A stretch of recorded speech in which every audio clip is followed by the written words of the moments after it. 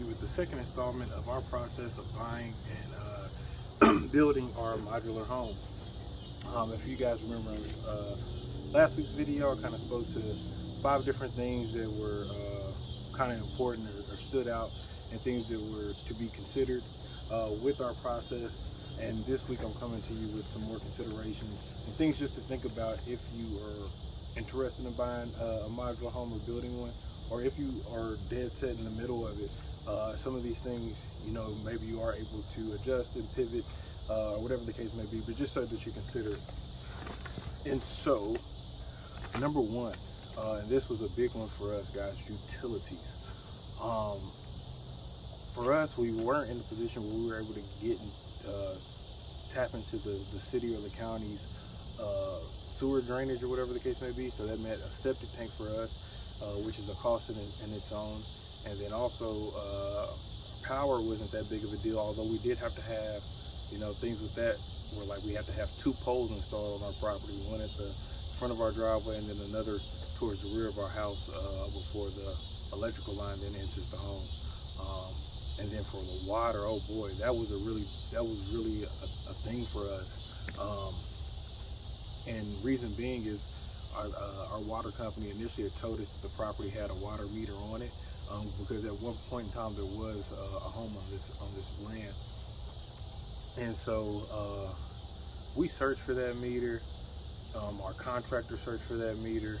We even had like one of the locating third-party companies come out and claim that they located the meter, and then had like, I think the contractor or the plumber that we were having do make the connection came out to verify that the meter was indeed where they said it would be, and dug up in the ground and found nothing.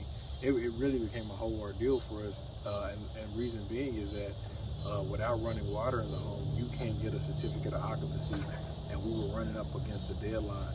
But so I'm just saying that to say that make sure that your utilities are present on your land, and then if they're not, look into what that's going to go and take and cost for you to be able to get that to your new home. Definitely something that you want to try to do at the start of things, because that the cost that can be associated with getting utilities on a piece of, sorry guys, the cost that can be associated with getting utilities on a piece of land that previously doesn't have it can be considerable, to say the least. So yeah, but yeah, just be mindful of that. Let's see what else we got.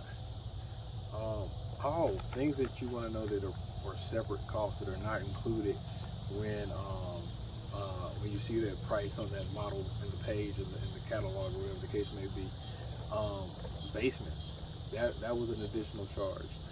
Garage, that too was an additional charge. And if you're getting a basement, and if you guys remember from previous videos, we opted to have rough-in plumbing done for a future bathroom in the basement. You know, things like that can save you versus, you know, down the road cutting into your basement floor and then having somebody do rough plumbing at that time. You know, it was just cheaper to do it before our basement floor was even poured. So you know, things like that, when you can kind of see where you might want to expand and kind of how your family might be growing and things you just want to do, could be very helpful to do it beforehand versus afterhand. That was the big one. But yeah, I'd say that to say that the additional cost of adding a garage can be considerable. The additional cost of the basement too can be considerable.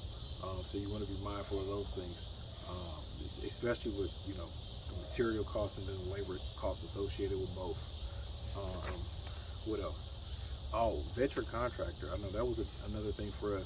There wasn't a ton of contractors. There was a few contractors that offer, you know, modular homes in our area and surrounding area, but there wasn't like, you know, 50 of them. But you want to vet them. You want to look at their reviews, look at previous projects they might have, both on their page and other sources and resources that you might be able to find online.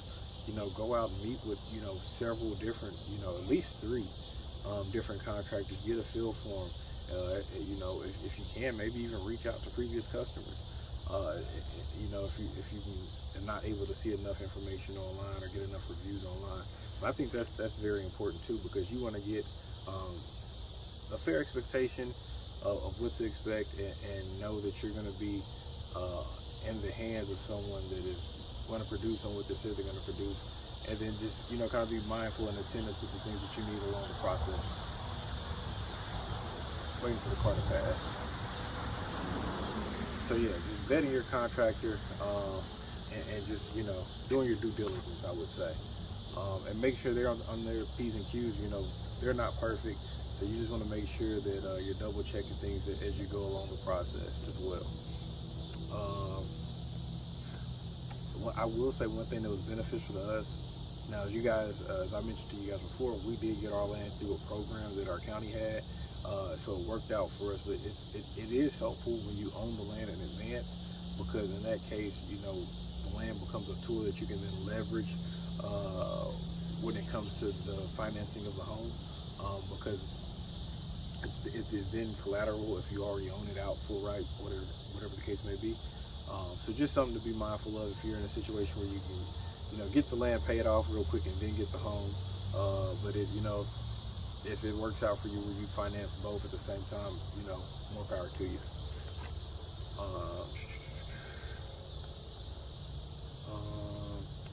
Knowing the difference between a modular home and a manufactured home can be very helpful when looking for lenders. Sometimes your contractor might have preferred lenders that they work with, but you also might want to look for some lenders of your own. Maybe you're looking to shop interest rates, or maybe you're interested in shopping terms, whatever the case may be. But when you call these potential banks that you want to see if they will offer you a loan, you want to make sure when you're expressing to them what their would-be financing, that you're clear that it's a modular home and not a manufactured home.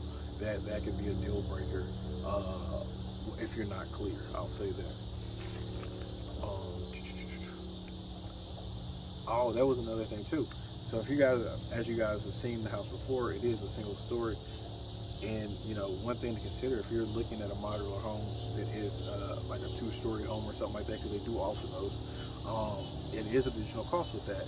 Obviously more material, but also there, it takes, I think, a special kind of crane or an additional crane to be able to, it takes an additional crane or a special kind of crane to be able to then set it when the house is delivered to the home or the site, or whatever the case may be.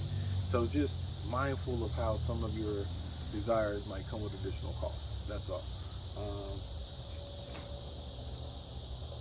And yeah, the last thing I did want to mention to you guys as well is that when vetting your property, if you don't already have the land, you want to make sure it's somewhere where heavy equipment would have access to, because as I even just mentioned, there is going to need to be a crane to be able to set the house. Also, when the home is delivered, depending upon what kind of home that you get, ours came on 3 different trailers. So they're going to need somewhere to park those on your property or somewhere nearby for sure. And then also just being able to maneuver them in the street and get it onto your property. So something else to just be mindful of. And also, one thing that I didn't mention, but you also want to be mindful of just the land clearing. That in itself can be a big expense as well. I know before I decided to just do it myself, our contractor quoted us, and I think they wanted like 15 grand or at least, or something like that, or if not more, just to clear the area where the house would be. Just this small little area is ridiculous.